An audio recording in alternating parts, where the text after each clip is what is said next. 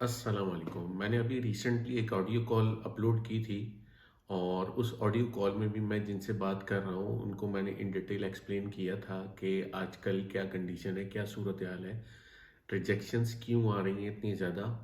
तो मुझे उस वीडियो के कमेंट्स पे भी डिफरेंट लोगों ने ये क्यूरी पूछी थी, काइंडली इन डिटेल आप इसको एक्सप्लेन कर दें। अब जैसा कि आप लोगों को मालूम है कि यहाँ महंगाई बहुत ज़्यादा हो गई है, इन्फ्लेशन बहुत ज़्यादा हो गई है। ऐसी कंडीशन के अंदर जो बाहर से लोग आते हैं और यहाँ आके जॉब करते हैं, उनकी वजह से लोकल लोगों को बहुत प्रॉब्लम होता है। यहाँ महंगाई बहुत ज़्यादा हो गई है, बहुत ज़्यादा महंगाई हो गई है।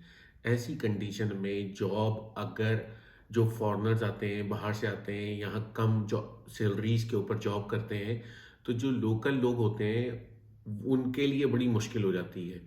जो मिनिमम वेज है, वेज से भी कम फॉरेनर जॉब करने के लिए एग्री हो जाते हैं, लेबर्स जो हैं।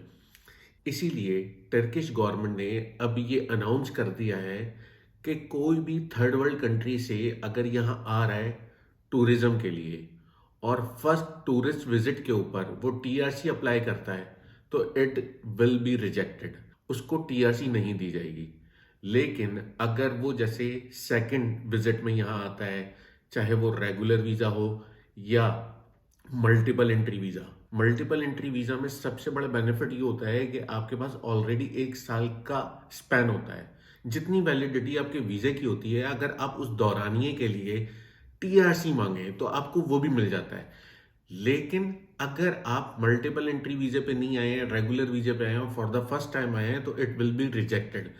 लेकिन अगर आप फर्स्ट टाइम ही मल्टीपल एंट्री वीजे के ऊपर आए हैं, तो वो उस कंडीशन में भी आपकी टीआरसी अप्रूव हो जाएगी।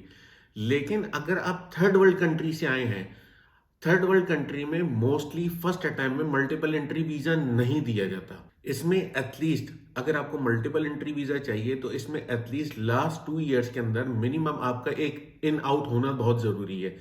अगर आपने टाइम में इन हुए और टाइम में आउट हो गए, उसके बाद आप विद इन 2 इयर्स जो आपका जो विजिट था, इस विजिट से ऑनवर्ड 2 इयर्स के अंदर अंदर अगर आप दोबारा वीजा अप्लाई कर रहे हैं तो आप मल्टीपल एंट्री वीजा भी अप्लाई कर सकते हैं। अगर आप आ रहे हैं यहाँ, आके आप यहाँ सेट होना चाहते हैं, प्रॉपर्टी परचेज करना चाहते हैं और प्रॉपर्टी के बेसिस के ऊपर आप टीआरसी अप्लाई करना चाहते हैं, रेजिडेंस परमिट अप्लाई करना चाहते हैं, तो आप पहले से ही या तो अपनी कुछ प्रॉपर्टीज आइडेंटिफाई करके आए कि जी हमने ये प्रॉपर्टीज परचेज करनी है। अगर आपने पहले से प्रॉपर्टीज आइडेंटिफाई कर रखी हैं तो आपका टाइम यहाँ वेस्ट नहीं होगा।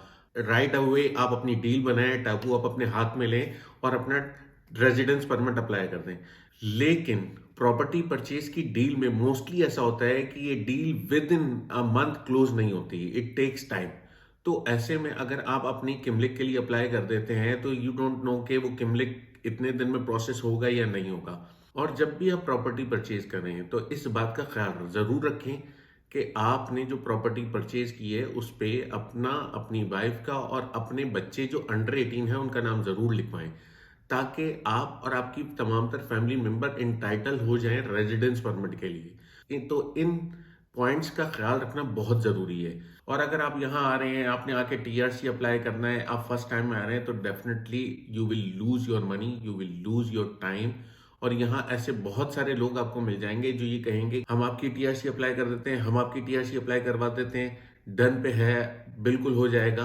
तो ऐसा नहीं होगा। आप अपना पैसा, अपना टाइम, दोनों चीज़ें बर्बाद कर देंगे। फर्स्ट विजिट में जो पहला वीज़ा आप लेके आ रहे हैं, टूरिस्टिक वीज़ा, उस टूरिस्टिक वीज़े पे अगर आप टूरिस्टिक टीआरसी अप्लाई कर रहे हैं तो it will not be accepted, it will be rejected. Second time अगर आप आए हैं और सेम सिनेरियो पे जो भी रिक्वायरमेंट है कि जी आपने इंश्योरेंस लेना है, आपका अकोमोडेशन का अप्रूव होना चाहिए, आपका टैक्स नंबर होना चाहिए, minimum constantly flow of revenue होना चाहिए, जो भी बेसिक रिक्वायरमेंट है वो आप फुलफिल कर देते हैं तो definitely you will receive your TRC. इसके अलावा टूरिस्टिक टीआरसी के अलावा जितनी कैटेगरीज हैं उन सब कैटेगरीज में मिल जाता है टीआरसी। लेकिन उनकी कुछ रिस्ट्रिक्शंस हैं, कुछ बाउंड्रीज हैं कि जिस टाइम के लिए आप वो टीआरसी मांग रहे हैं या जो ऑब्जेक्टिव है जिसके लिए आप टीआरसी ले रहे हैं, तो उस ऑब्जेक्टिव को अचीव करने के लिए जो टाइम फ्रेम डिफाइन है according to the time frame आपको उतनी ही टाइम की टीआरसी मिलेगी, इससे ज़्यादा ड्यूरेशन की नहीं मिलेगी। और जब वंस वो ऑब्जेक्टिव अचीव हो जाएगा तो आपकी टीआरसी रिन्यू भी नहीं होगी। तो ये बेसिक इन डिटेल इंफॉर्मेशन है टीआरसी से रिलेटेड, करंट सिचुएशन से रिलेटेड। ऐसा नहीं है कि लोगों को टीआरसी नहीं मिल रही, लोगों को टीआरसी मिल रही है, फर्स्ट विजिट में भी मिल रही है, लेकिन फर्स्ट वर्ल्ड कंट्रीज के लोगों के लिए, सेकंड वर्ल्ड कंट्रीज के लोगों के लिए, थर्ड वर्ल्ड कंट्रीज के लोगों को नहीं मिल रही।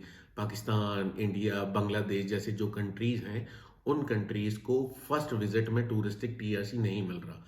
अगर आप सेकंड विजिट में आएंगे तो you will definitely receive your TRC, उसमें फिर प्रॉब्लम नहीं होगा। और अगर आप यूरोप से, अमेरिका से, कनाडा से, किसी भी फर्स्ट वर्ल्ड कंट्री से आप आ रहे हैं तो आप डेफिनेटली अपनी टीआरसी फर्स्ट विजिट में ही रिसीव कर सकते हैं।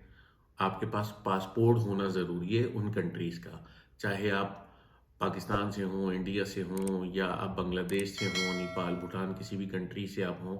लेकिन अगर आपके पास यूरोपियन कंट्रीज़ का या फर्स्ट वर्ल्ड कंट्रीज़ में से किसी भी कंट्री का आपके पास पासपोर्ट है और आप अप्लाई कर रहे हैं तो definitely you will receive your TRC.